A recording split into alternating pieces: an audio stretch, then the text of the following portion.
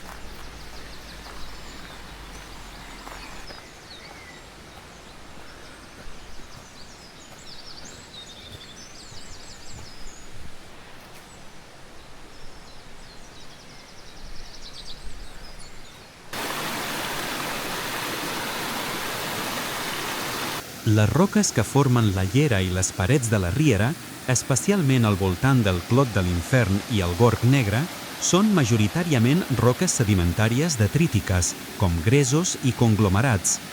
Aquests sediments contenen petites, però suficients, quantitats de ferro. Aquest ferro se va oxidar, va rovellar, fa milions d'anys, quan aquests sediments es van dipositar en un ambient de plana fluvial o continental amb un clima càlid i sec. L'òxid de ferro resultant, semblant al que dona el color a la rovellada, actua com a ciment que uneix els grans de sorra i confereix a la roca, el gres, la seva tonalitat vermellosa, ataronjada o rovellada.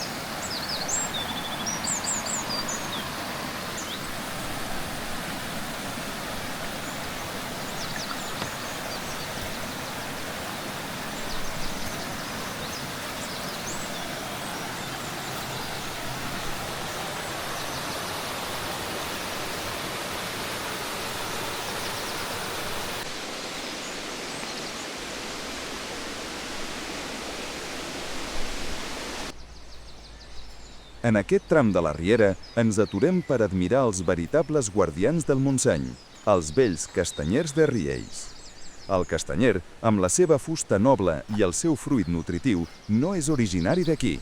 Va ser introduït a la península pels romans, que generalitzaven el seu cultiu allà on conquerien.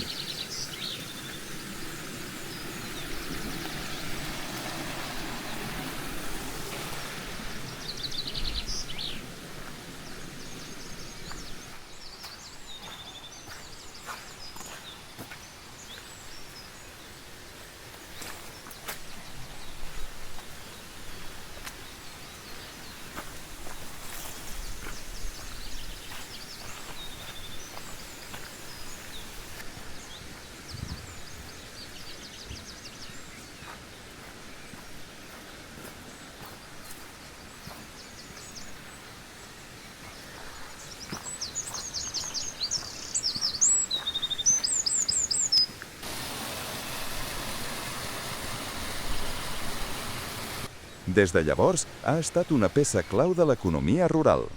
Observeu els seus troncs. La seva fusta és elàstica i molt resistent a la humitat i per això s'ha utilitzat tradicionalment per a fer de tot, des de bigues i portes fins a cistells i botes. Aquests gegants caducifolis ens recorden l'època de màxima esplendor del cultiu del castanyer a Catalunya, que va ser a finals del segle XIX. Quan els veiem, no només contemplem un bosc, sinó un patrimoni viu que ens parla de la història i la cultura del massís.